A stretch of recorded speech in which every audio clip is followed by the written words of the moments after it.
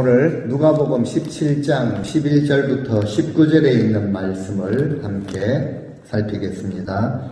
11월 첫날이 지났고 둘째 날 또 예배자들로 함께 모였습니다. 감사절이 또 11월 달에 있죠. 그래서 감사의 계절이 또 돌아왔습니다. 저도 성탄절을 참 좋아하는데요. 해마다 성탄절이 되면은 주님 오심을 기뻐하며 그리스도인뿐만이 아니라 세상 모든 사람들도 성탄 장식을 그렇게 하죠. 선물도 주고 받습니다. 거리마다 캐롤이 울려 퍼지고 온 세상이 그야말로 축제의 분위기에 쌓이게 됩니다. 해가 지나고 고난 주간이 되면은 한 2주 정도, 또 길게는 사순절 기간 동안 주님의 고난에 대해서 묵상하고 회개하며 기도하죠. 그리고 이제 부활절이 되면은 부활의 영광과 찬송을 올려드립니다. 여름이 지나고 가을이 되고 감사절이 되면은 어김없이 감사의 찬송을 주님께 올려드립니다. 날 구원하신 주 감사. 오늘 우리가 찬송 드린 것처럼 모든 것이 은혜였습니다. 그 은혜가 한량없는 은혜였습니다. 라는 감사와 찬송을 드리는 시간을 가지게 되는 것 같습니다. 근데 저는 저희들이 매 절기마다 드리는 회개의 기도, 감사의 이 모습들이 상당히 감성적이라고 표현을 하고 싶습니다. 다 그런 것은 아니겠지만 회개 기도를 드려도 고난주간용, 사순절용으로 감성적으로 회개 기도 드리고 감사 역시 추수감사절용 감성적 감사에 그쳐버리는 모습이 있다라는 사실을 고백하지 않을 수가 없습니다. 그렇다고 우리가 성탄절이 이제 또 곧 금방 또 돌아올 텐데요. 정말 나를 구원하시기 위해서, 우리를 위해서 성육신하신 이 구주 강생의 은혜에 깊이 감사하며 온 찬송과 모든 영광을 주님 앞에 올려드리는가? 아니면 연말도 되고 또 무슨 파티 같은 것이 없겠는가?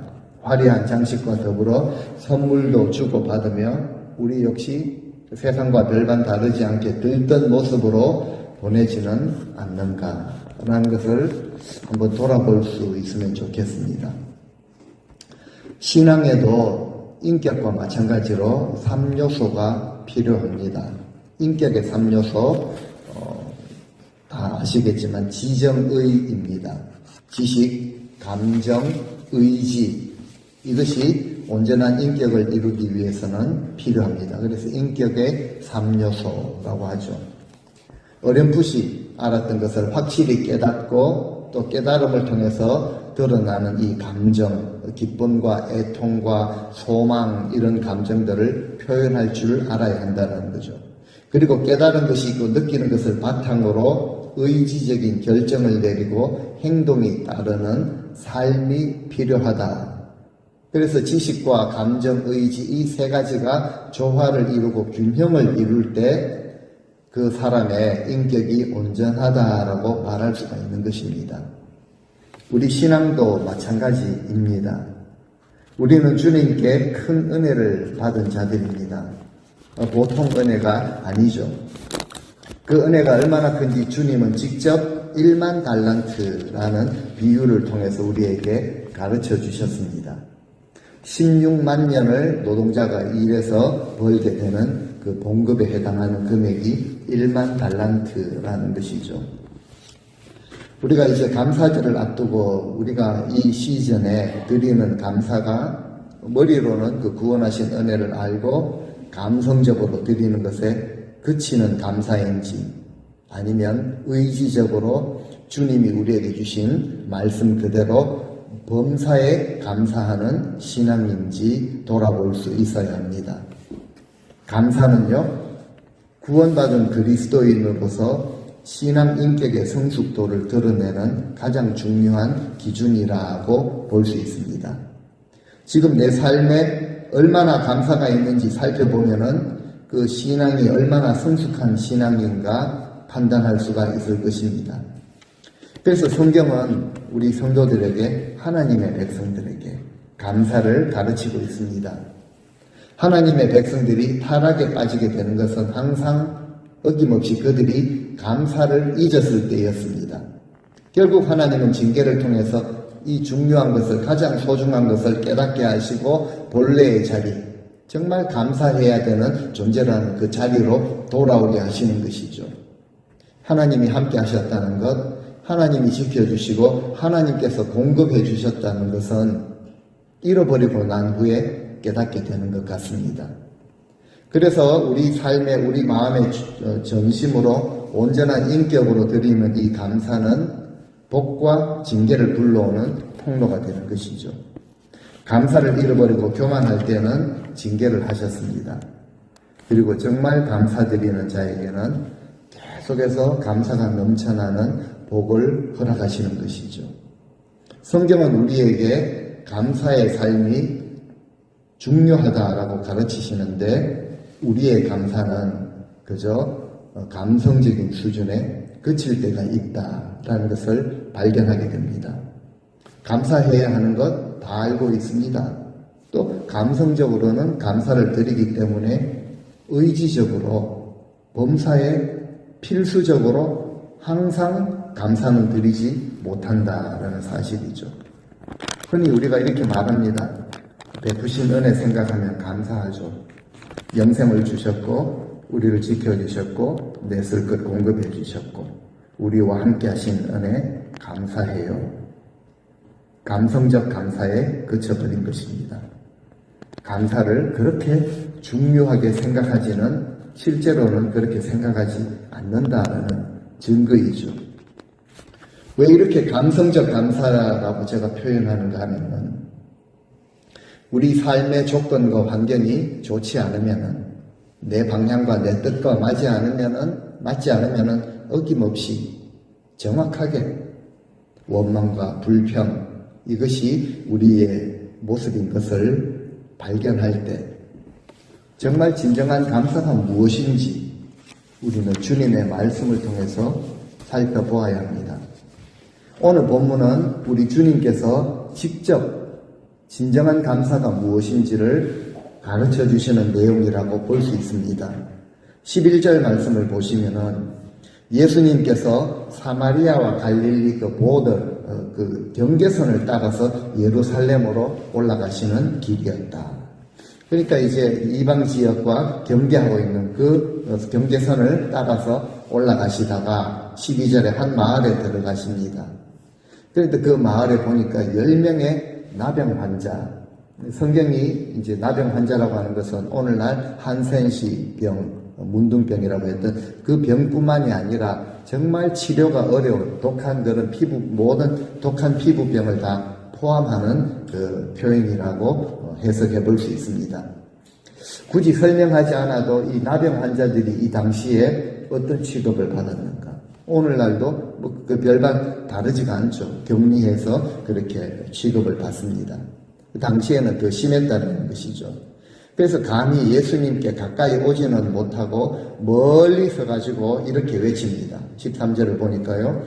예수 선생님이여 우리를 좀 불쌍히 여겨 주십시오 라고 그들이 지금 소리를 지르면서 부르고 있다는 것이죠. 그런데 그 소리를 들으신 예수님이 그 10명의 나병 환자들을 실제로 불쌍히 여겨 주셨습니다. 그래서 10명 모두를 다 고쳐주셨죠. 그리고 말씀하시기를 14절에 가서 제사장들에게 너희 몸을 보이라 라고 이렇게 말씀을 하십니다. 당시에 그 환자들은 성 안에 살지를 못했죠. 다 치료를 받고 깨끗하게 나와서 성 안에 들어와서 살아도 이제 전염이 되지 않겠다라는 것을 제사장들이 판단해 주었던 것입니다. 그래서 제사장들에게 가서 너희 몸을 보이라. 예수님이 이런 말씀을 하셨다는 것은요, 내가 너희들을 정말 불쌍하게 여겨서 고쳐주었으니까 이제 성 안에 들어가 살 수 있다. 그 증명을 제사장들 앞에 가서 그것을 너희 몸을 보여주며 증명하라 라는 뜻이죠. 그래서 실제로 그들이 10명이 제사장들에게로 걸어가다가 도중에 병이 깨끗하게 나아버렸습니다. 15절에 보니까 10명이 나음을 받았는데 그 중에 한 명이 자기가 나은 것을 보고 큰 소리로 하나님께 영광을 돌려드립니다. 그리고 16절에 예수님의 발 아래 엎드리게 되죠. 그리고 감사를 드렸다라고 되어 있습니다.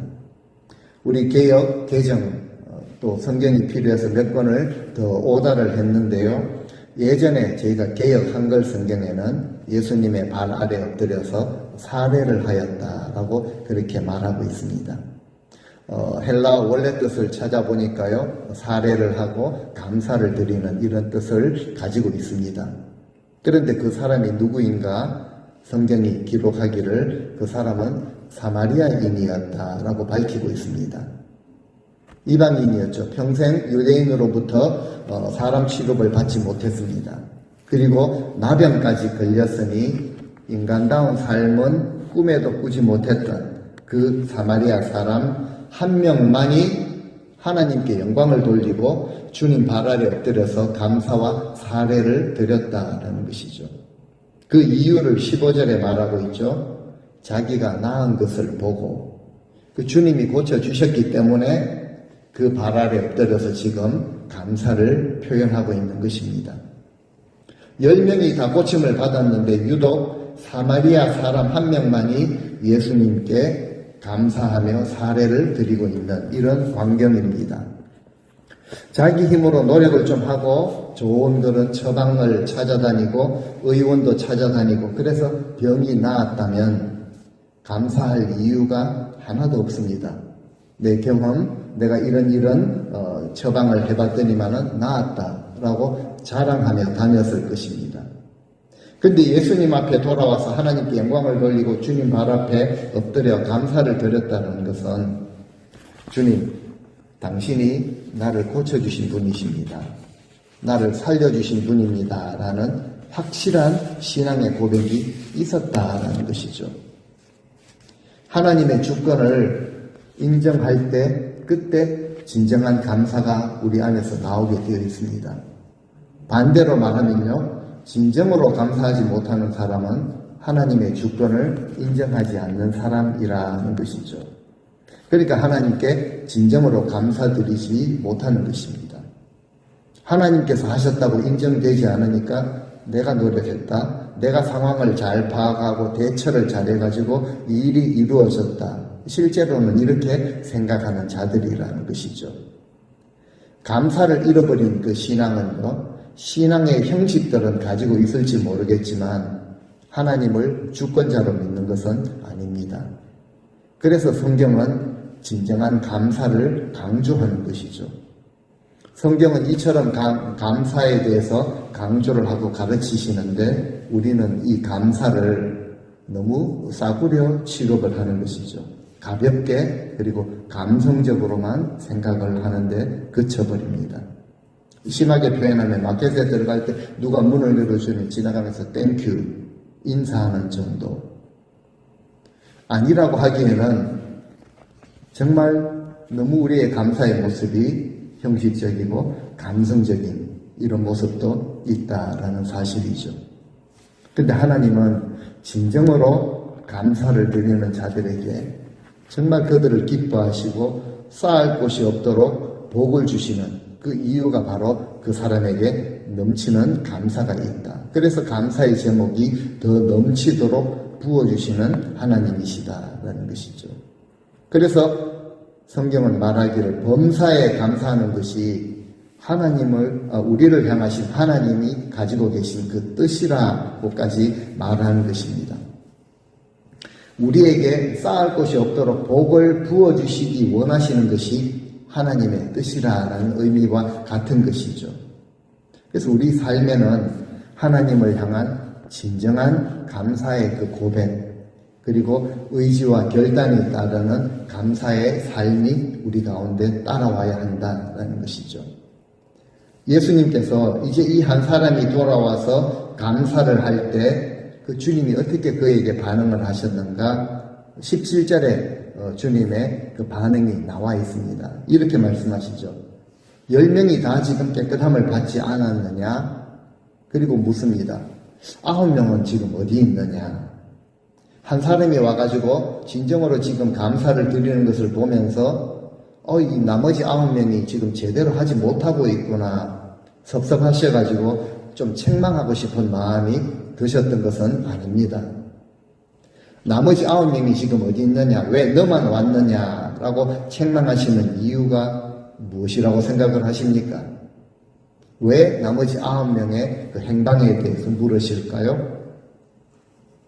깨끗함을 받았으면은 당연히 감사를 실질적으로 해야 한다라는 사실이죠. 그렇다면 혹시 이 9명은 왜 감사를 드리지 못했을까?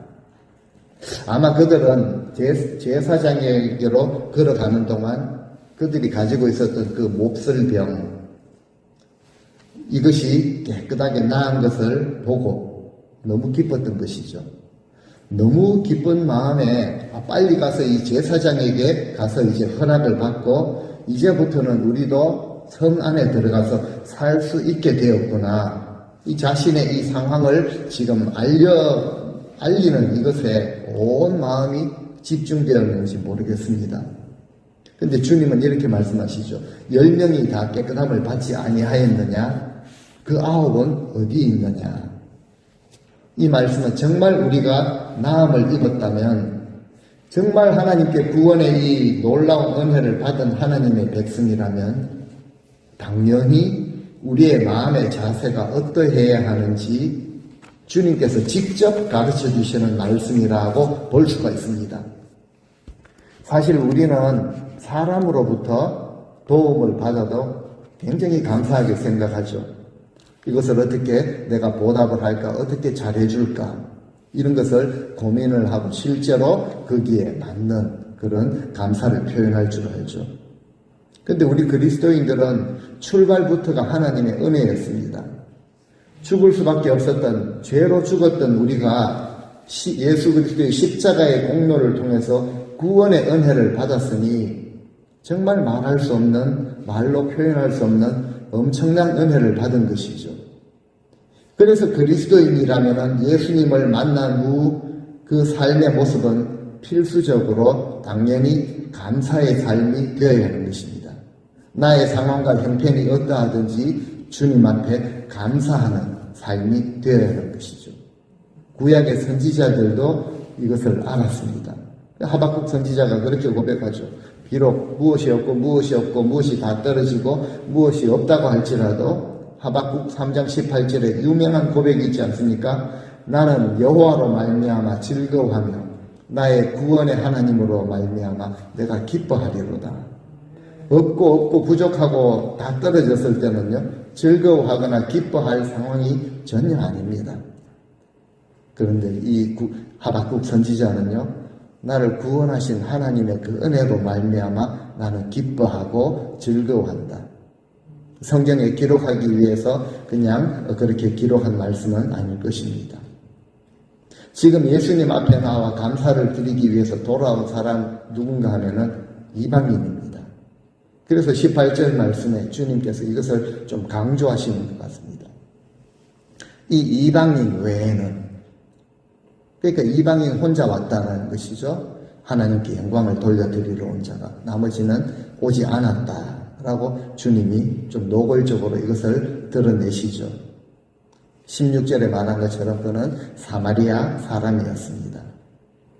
그냥 한 사람만, 10명 중에 한 명만 돌아와서 감사를 하더라라고 해도 되는데 그 사람이 이방인이었다, 사마리아 사람이었다라고 표현하는 것을 보면은 주님이 의도를 가지고 그 사람이 누구인지 밝혀주시는 것이죠. 10명 중에 9명은요, 기록되지는 않았지만 유대인이었을 가능성이 높습니다. 깨끗함을 받았으면은 당연히 감사를 드려야 하는데 9명은 당연한 것을 무시해버린 것이죠. 유대인들이고 종교인들입니다. 그래서 주님은 종교인을 원하지 아니하고 감사하는 자를 원하신다라는 것을 보여주고 계시는 것이죠. 다시 말하면 9명은 종교인이었지만 신앙인은 아니었다라는 사실이죠. 어떻게 이런 판단을 할 수 있는가? 주님께서 고쳐주셨음에도 그들에게는 어떠한 감사의 고백도 없었습니다.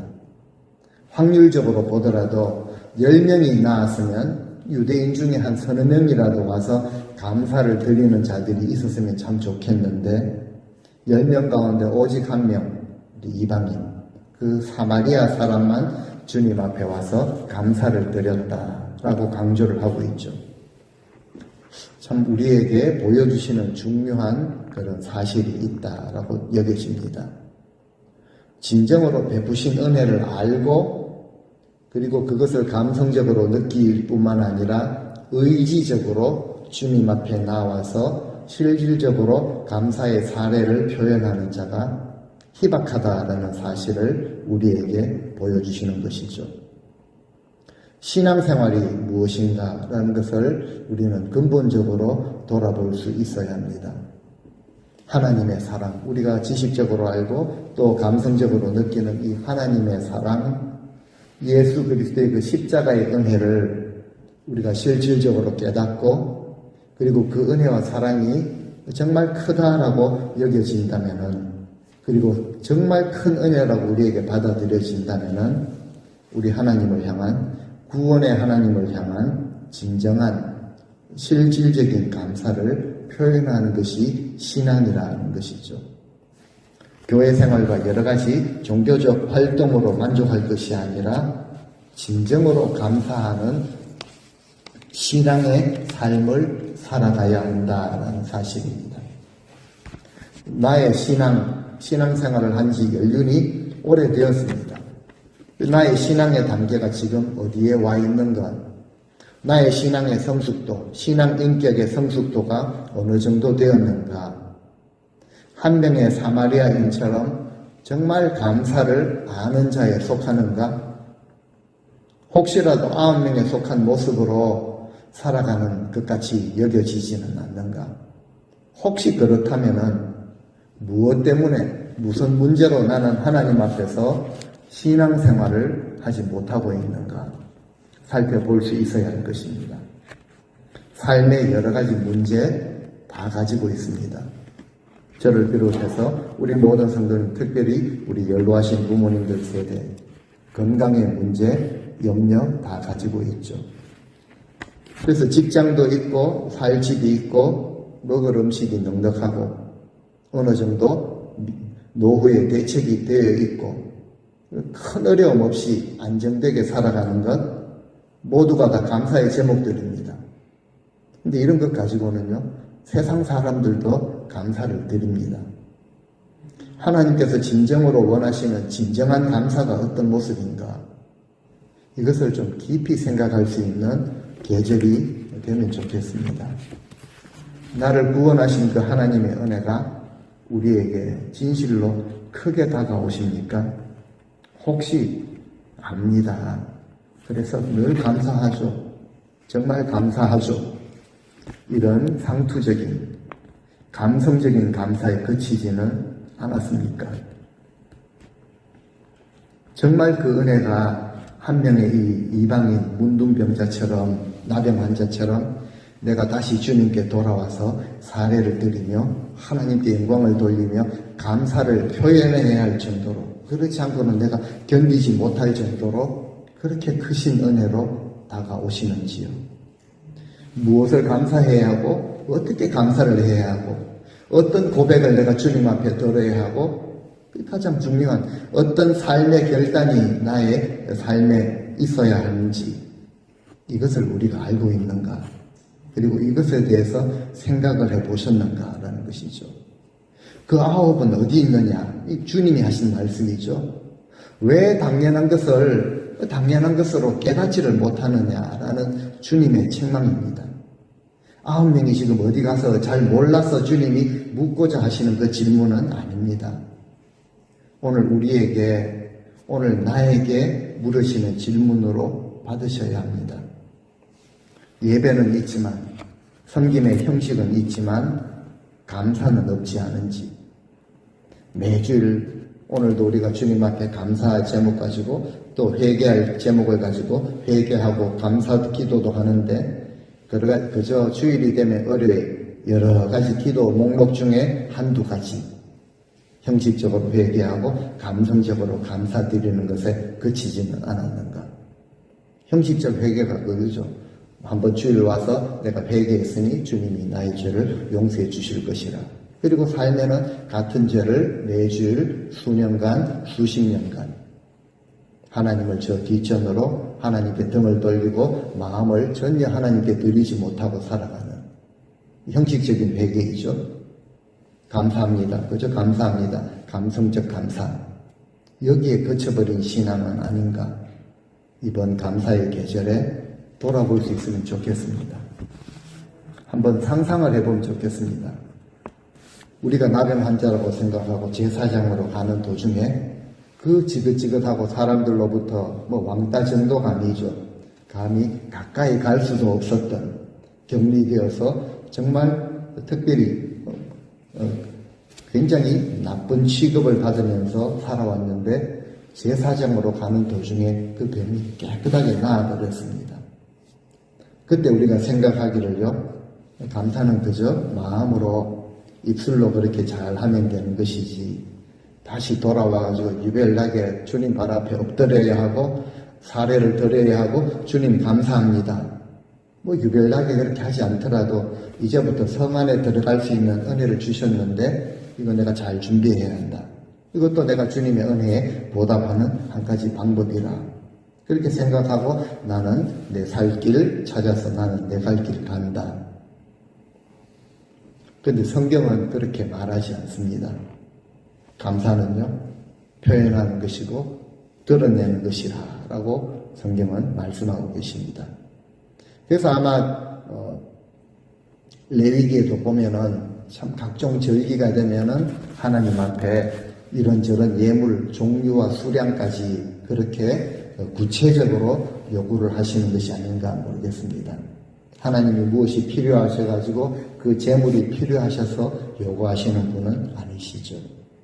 정말 하나님의 뜻과 계획은 우리 삶에 그 풍성한 감사가 넘치고 정말 하늘의 복을 쌓을 곳이 없을 정도로 부어주시기를 원하시는 것이 하나님의 마음이고 하나님의 뜻입니다. 그저 감사합니다, 알죠, 늘 감사합니다라고 상투적으로 말하는 자들에게 그렇게 부어주실 그런 복은 아니라고 보게 됩니다. 살해했다라고 하니까 굳이 헌금과 돈에 연결시켜서 그렇게 보시지는 않으면 좋겠습니다. 하나님께 영광을 돌려드리는 것, 이것이 진정한 감사이죠. 그저 마음만 드립니다. 이것도 아닙니다. 나의 가장 귀한 것, 전부를 진심으로 하나님 앞에 쏟아내는 것이죠. 향유옥합을 깨뜨렸던 마리아가 그렇게 했습니다. 어떻게 그럴 수 있었던가요? 그 주님의 은혜를 실질적으로 알았기 때문에 그 은혜에 맞는 행위를 그대로 드렸을 뿐이죠. 오늘 본문의 사마리아인도 그렇게 주님 앞에 감사를 드렸을 따름입니다. 그래서 마지막 19절에 이렇게 말씀을 하십니다. 19절 말씀을 같이 한번 읽어 보시겠습니다. 일어나라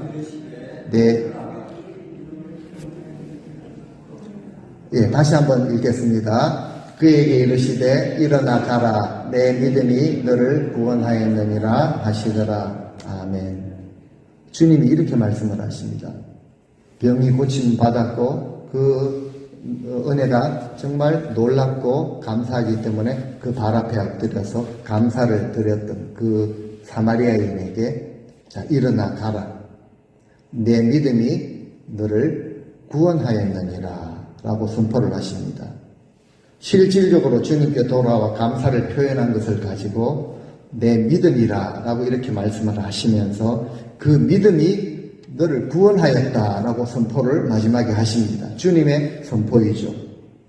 구원을 얻게 된 믿음이 어떤 믿음인가 라는 것을 보여주죠. 구원을 얻는 믿음이니까 굉장히 중요한 확실한 믿음 아니겠습니까? 어떤 믿음이었습니까? 실질적으로 주님 앞에 감사를 표현할 줄 아는 믿음이었습니다. 아마 사마리아인은 그 비록 소외를 당하고 그렇게 힘들게 살아갔겠지만 그 자신이 가장 아끼고 소중했던 그것을 가지고 주님 앞에 사례를 했을 것입니다. 우리는 감사주의 되어서 감사하는 것이 아닙니다. 매일의 삶 전체를 감사하며 그렇게 살아야 하는 존재입니다. 실질적인 헌신과 희생과 드림이 있어야 한다는 거죠. 그리고 이것이 곧 믿음이라고 하십니다. 어떤 믿음요? 구원을 얻게 되는 믿음이라. 왜냐하면 그 사람 믿음이 확실하다는 거죠. 왜 확실합니까? 실질적으로 그 은혜를 받아들였기 때문에.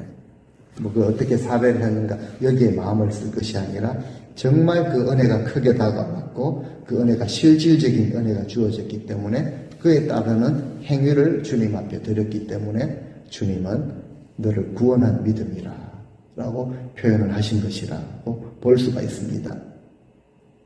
나를 구원하신 이 은혜가 그냥 그저 내가 믿어주니까 하나님 구원 주시는 것 아닙니까? 이런 싸구려 은혜가 아니라면은 싸구려 감사와 감성적 감사는 거쳐야 할 것입니다. 안 들이셔도 됩니다. 정말 나를 구원하신 그 은혜에 비교하면 나의 전부, 나의 생명을 드려도 부족할 것입니다. 감사하기는 한데 드리는 것에 인색하다면은 우리의 믿음과 우리의 감사를 돌아볼 수 있어야 할 것입니다. 감사는 물론 마음으로 하는 것입니다. 하지만 오늘 주님의 말씀은요, 우리들에게 하시는 말씀은 돌아와 발 앞에 엎드려 드림으로 감사하라. 주님의 가르침입니다. 그리고 오늘 우리는 이런 주님의 가르침을 살펴보았습니다. 주님은 이런 감사와 찬송과 모든 영광을 받으시기에 합당하신 주님이십니다. 받으시기에 합당하신 그분께 합당한 것을 돌려드릴 수 있는 이번 감사절, 이번 한 시즌뿐만이 아니라 우리 살아가는 동안 영원토록 합당하신 주님께 합당한 것을 돌려드리시는 우리 성도님들 다 되시기를 주님의 이름으로 축원드립니다. 아멘.